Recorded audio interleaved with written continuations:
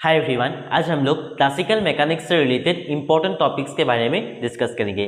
तो ये second lecture होने वाला है और आखिरी लेक्चर भी, तो काफ़ी लंबा वीडियो हो सकता है, तो आप लोग ध्यान से समझना, ठीक है ना। तो पहला क्वेश्चन देखते हैं रेनॉल्ड्स नंबर के बारे में। देखिए, मैं उसी टॉपिक्स को यहाँ पर चूज कर रहा हूँ जो कि बार बार एग्जाम में पूछा जाता है एंट्रेंस में, ठीक है ना। तो पहला है रेनॉल्ड्स नंबर क्या है। देखिए, पूछा जाता है कि रेनॉल्ड्स नंबर अगर 2000 से लेस हुआ तब कौन सा फ्लो होता है। तो बेसिकली हम लोग कह सकते हैं कि जो रेनॉल्ड्स नंबर है वो डिसाइड करता है कि कौन सा फ्लो एक फ्लूइड करेंगे। जैसे कि लेमिनर फ्लो हो सकता है ना, टर्बुलेंट फ्लो हो सकता है। तो यहाँ पर देखते हैं जो फॉर्मूला है, जिस फॉर्मूला से हम लोग डिराइव करेंगे वो है rho V D by coefficient of viscosity eta, है ना, जहाँ पर रो मतलब डेंसिटी है, वी मतलब क्या है वेलोसिटी, डी मतलब डायमीटर है। तो अगर ये जो वैल्यू है 2000 से छोटा हुआ तो ये लेमिनर फ्लो कहलाएंगे, है ना, जो कि क्या होता है बेसिकली स्टीडी फ्लो होता है, ठीक है ना। नेक्स्ट होता है अगर 3000 से ज्यादा हुआ तो ये टर्बुलेंट फ्लो होगा, है ना। अगर इन दोनों के बीच में अगर लटका हुआ है तो इसे हम लोग कहेंगे अनस्टेबल फ्लो।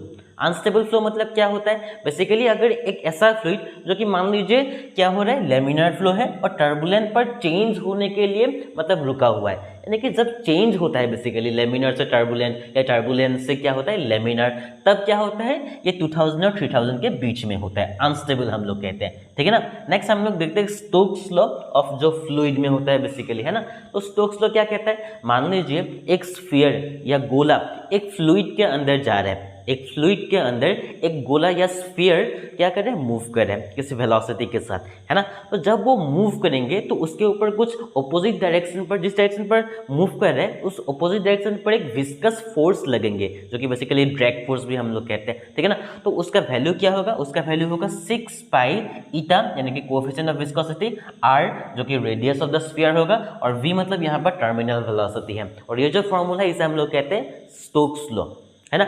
और देखिए यहाँ पर v मतलब टर्मिनल वेलोसिटी, मैंने कहा टर्मिनल वेलोसिटी मतलब क्या है, एक ऐसा वेलोसिटी, देखिए जो स्फीयर वहाँ पर फ्लूइड पर मूव करेंगे वो हमेशा एक्सीलरेट करता रहता है ना। जैसे कि यहाँ पर बहुत स्पीड से मूव करेंगे, लेकिन एक ऐसा पॉइंट आता है, ऐसा पॉइंट ऑफ टाइम आता है जिस पर क्या होता है जो वेलोसिटी होता है वो कांस्टेंट हो जाता है, और उस वेलोसिटी को हम लोग बोलते हैं टर्मिनल वेलोसिटी, ठीक है ना। तो फॉर्मूला बन जाते हैं ये। नेक्स्ट देखते हैं टॉरिसेलिस थ्योरम क्या है।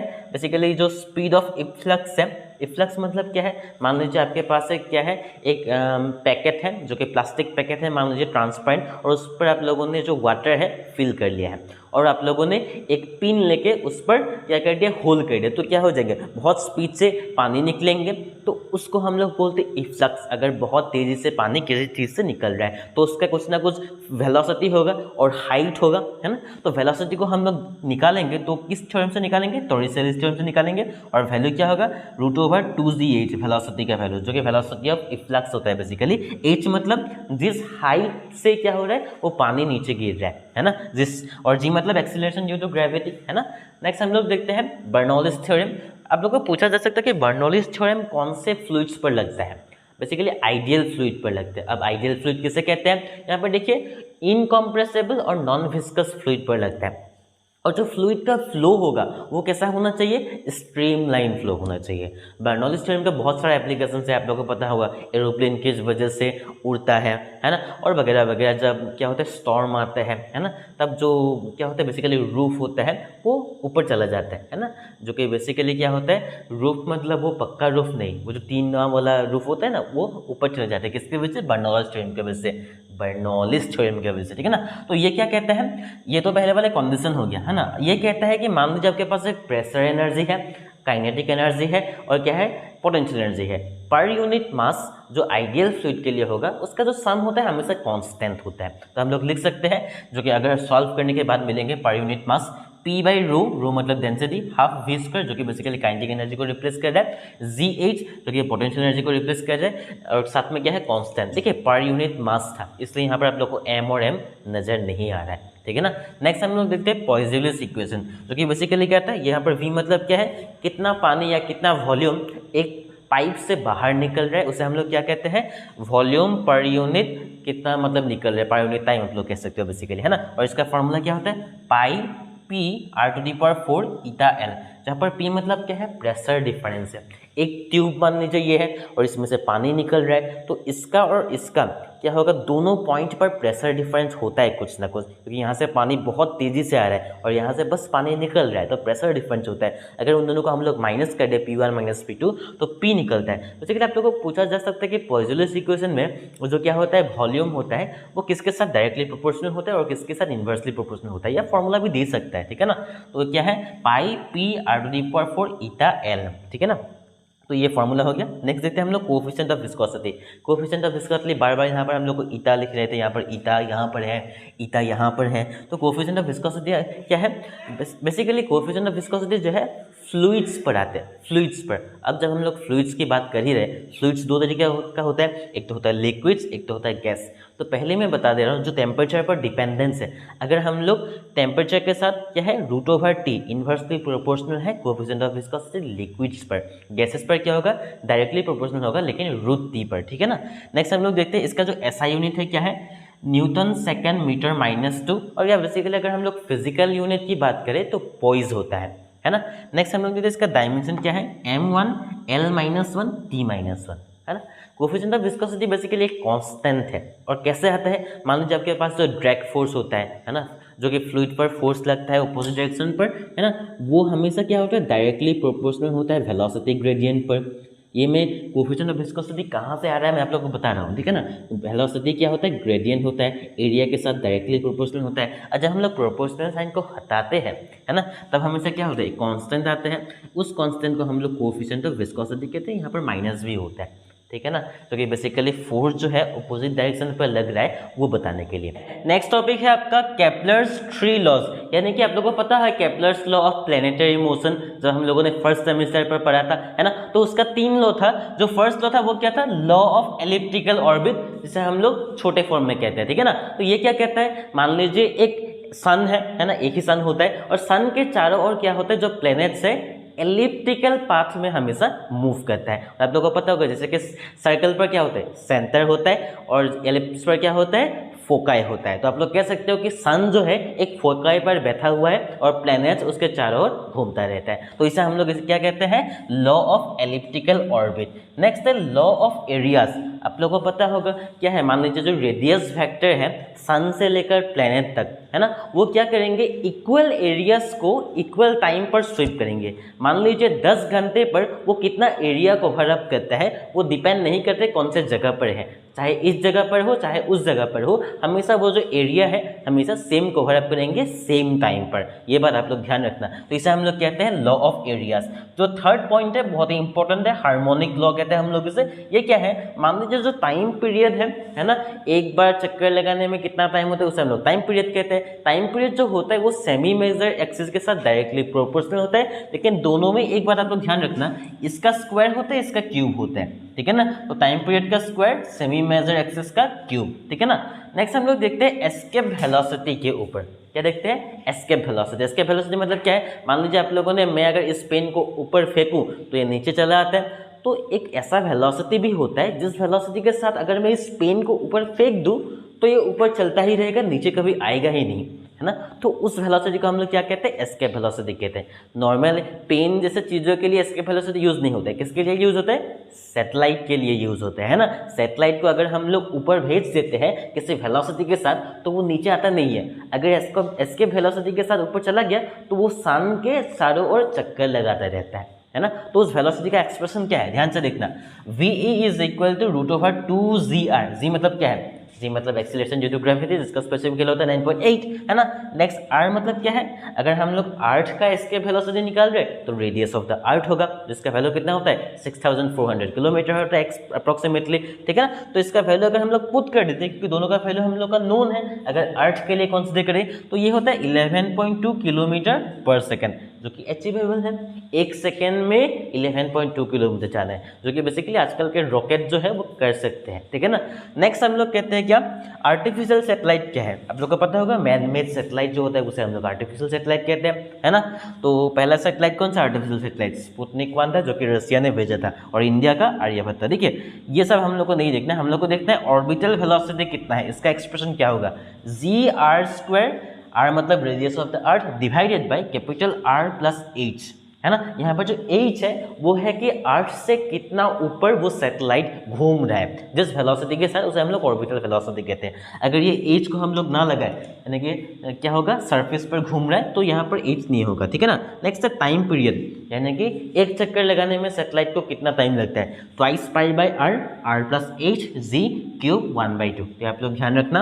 नेक्स्ट है एनर्जी, एनर्जी मतलब minus G M M by twice R. यहाँ पर माइनस का सिग्निफिकेंस क्या है, माइनस का सिग्निफिकेंस ये है कि जो सैटेलाइट है वो क्या है, अर्थ के चारों ओर घूम रहा है, इसको डिनोट कर रहा है। आप लोगों को ये पूछा जा सकता है कि माइनस क्या सिग्निफाई कर रहा है, जैसे कि अगर हम लोग सन के चारों ओर अर्थ की मोशन की बात करें तब भी हम लोग माइनस साइन को लगाते हैं, दोनों बिल्कुल सिमिलर हैं, ठीक है ना। तो सैटेलाइट की बात हो रही है तो दो इंपॉर्टेंट सैटेलाइट की बात करते हैं जो कि प्रैक्टिकल पर्पस के लिए यूज किया जाता है। एक है जियो सिंक्रोनस सैटेलाइट, है ना, और एक है जियो पोलर सैटेलाइट। जियो सिंक्रोनस सैटेलाइट जो होता है बेसिकली कम्युनिकेशन पर्पस के लिए यूज किया जाता है, और इसका जो हाइट है, कितना हाइट पर होता है, बहुत ही ऊपर हाइट पर होता है, आप लोगों को पता होना चाहिए, इंपॉर्टेंट है। ये क्या है, एबोव 36,000 किलोमीटर।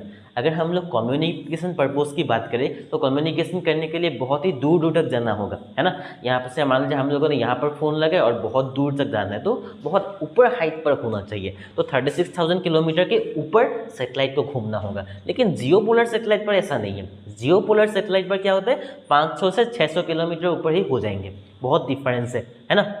तो जियो पोलर सैटेलाइट किस काम के लिए यूज होता है, रिमोट सेंसिंग, यानी कि कंट्रीज क्या करते हैं, जिन चीज़ों को हम लोग क्या कर सकते हैं, मतलब फिजिकली जाकर टच नहीं कर सकते हैं, जैसे कि मान लीजिए फॉरेस्ट एरियाज पर हो सकता है या मिलिट्री ड्रिलिंग करते समय, तो उस पर क्या होता है, हम लोग क्या कर सकते हैं, रिमोट सेंसिंग के जरिए दुश्मनों को आसानी से देख सकते हैं। ये बहुत ही पास में होता है, अर्थ के सिर्फ 500 किलोमीटर ऊपर ही होता है, ठीक है ना। यहाँ पर एक बात ध्यान रखना, जियो सिंक्रोनस सैटेलाइट को जियो स्टेशनरी सैटेलाइट भी कहा जाता है, क्योंकि अगर हम लोग अर्थ से देखते हैं ना तो आपको ऐसा लगेंगे कि जो जियो सिंक्रोनस सैटेलाइट है वो एक ही जगह पर रुका हुआ है। क्यों लगेंगे ऐसा, क्योंकि जो जियो सिंक्रोनस सैटेलाइट है वो अर्थ के जितना रोटेशन स्पीड है ना, रोटेटिंग स्पीड मतलब क्या होता है, अर्थ सन के चारों घूमने में 24 घंटे लगाते हैं, तो उसका भी जो टाइम पीरियड है बिल्कुल सेम है स्पीड, तो आप लोग को ऐसा लगेंगे कि दोनों बिल्कुल सेम जगह पर, यानी कि मूव नहीं कर रहा है, लेकिन एक्चुअली में मूव करता है, लेकिन रोटेटिंग स्पीड सेम है, ठीक है ना। तो मैंने इसलिए यहाँ पर ये सब कुछ लिखा हुआ है। देखिए दो फोर्स, अगर हम लोग यहाँ पर क्या बात करें, सैटेलाइट की बात करें तो दो फोर्स बहुत ही इंपॉर्टेंट हो जाते हैं, एक है सेंट्रीपेटल फोर्स, एक है सेंट्रीफ्यूगल फोर्स। सेंट्रीपेटल फोर्स मतलब क्या है, मान लीजिए यहाँ पर मैं अगर किसी चीज़ को ऐसे घुमाने लग जाऊँ, है ना, मान लीजिए एक स्टोन को मैंने एक रस्सी से बांध के ऐसे घुमाने लग गया, तो वो घूमेंगे। क्यों घूमेंगे, क्योंकि एक फोर्स अंदर की तरफ आ रहा है ना। मैं अगर हैंड से घुमा रहा हूँ तो हैंड की तरफ पॉइंट करके एक फोर्स लग रहा है, जिसे हम लोग क्या कहते हैं, हम लोग कहते हैं उसे सेंट्रीपेटल फोर्स। इसका एक्सप्रेशन क्या होता है, F=mv² r, है ना। देखिए अगर अंदर की तरफ किसी फोर्स आ रहा है तो आप लोगों को पता है कि every action has an equal and opposite reaction, तो एक ऐसा फिक्सियस फोर्स मतलब क्या है कि वो रियल में एग्जिस्ट हम लोग कर रहे हैं क्या नहीं कर रहे वो हम लोग को पता नहीं है, लेकिन हम लोग इमेजिनरी फोर्स कह सकते हैं, वो एग्जिस्ट करता है सेंट्रीफ्यूगल फोर्स, ठीक है ना। वो क्या होगा, ऑपोजिट डायरेक्शन पर लगेंगे, है ना। क्योंकि देखिए अगर मैं इस पेन को इस साइड से और इस साइड से दोनों से प्रेस कर रहा हूँ तब ये क्या हो जाएंगे, एक ही जगह पर स्थिर रहेंगे, ठीक है ना। तो इससे क्या होता है, सेंट्रीपेटल फोर्स और सेंट्रीफ्यूगल फोर्स दोनों एक ही साथ होता है, लेकिन डिफरेंस क्या है, एक्सप्रेशन भी बिल्कुल सेम है, F=mv²/r, F=mv²/r, लेकिन ये x इनवर्ड है, ये x आउटवर्ड है, ठीक है ना। ये बाहर की तरफ मूव करेंगे, जो फोर्स है लगेंगे ये इनवर्ट की तरह, ताकि दोनों तरफ बैलेंस हो जाए। और आप लोग अगर क्या करेंगे, एक कार्डबोर्ड लेंगे और उस कार्डबोर्ड में क्या करेंगे, एक ग्लास ऑफ वाटर लेंगे और उस ग्लास ऑफ वाटर को आप लोग घुमाएंगे रस्सी से, तो वो ग्लास ऑफ वाटर से एक पानी भी नीचे नहीं गिरेंगे। क्यों, सेंट्रीपेटल फोर्स और सेंट्रीफ्यूगल फोर्स की वजह से। आप लोगों ने यूट्यूब पर जो एक्सपेरिमेंट वगैरह करते हैं आप लोगों ने देखा होगा। नेक्स्ट टॉपिक है आपका ग्रेविटेशनल पोटेंशियल के बारे में, जिसे हम लोग कैपिटल V से डिनोट करेंगे। ये क्या कहता है, ग्रेविटेशनल पोटेंशियल का डेफिनेशन क्या है, मान लीजिए इन्फिनिटी से आप लोग किसी बॉडी को ला रहे हो किसी एक पॉइंट पर जहां पर ग्रेविटेशनल फील्ड है, मान लीजिए एक स्फीयर की वजह से, है ना, जिसे हम लोग कहेंगे the work done in bringing a body from infinity to a point inside the gravitational field of a sphere, मान लीजिए, है ना। तो इसका फॉर्मूला क्या है, -g, ग्रेविटेशनल क्या है, कांस्टेंट है, और m/r, ठीक है ना। r मतलब रेडियस, m मतलब मास, SI यूनिट क्या है, जूल, kg इनवर्स, और यहाँ पर डायमेंशन क्या है, m0 L2 T-2, हो गया, यहाँ तक हो गया है ना। नेक्स्ट क्या है, कंजर्वेटिव फोर्स क्या है आपका। कंजर्वेटिव फोर्स मतलब क्या है, एक ऐसा फोर्स जो पाथ इंडिपेंडेंट है। पाथ इंडिपेंडेंट मतलब बेसिकली क्या है, सिर्फ इनिशियल और फाइनल पॉइंट पर डिपेंड करता है, ना कि कौन सा पाथ लेके वो यहाँ से यहाँ तक पहुँचा। मान लीजिए 13 वे का घूम के यहाँ तक पहुँच गया या सीधा पहुँच गया, वो डिपेंड नहीं करता, सिर्फ डिपेंड करता है कि इनिशियल और फाइनल पॉइंट क्या है, वो फोर्स, ठीक है ना। जैसे कि मान लीजिए एक चार्ज यहाँ पर है, पॉजिटिव चार्ज, और एक नेगेटिव चार्ज है, वो अट्रैक्ट होकर मान लीजिए यहाँ से यहाँ तक आ गया, तो इस पर डिपेंड नहीं करता कि कहाँ से घूम के आया है, बस अट्रैक्ट हो गया, तो इलेक्ट्रोस्टैटिक फोर्स का एग्जाम्पल हो गया, है ना।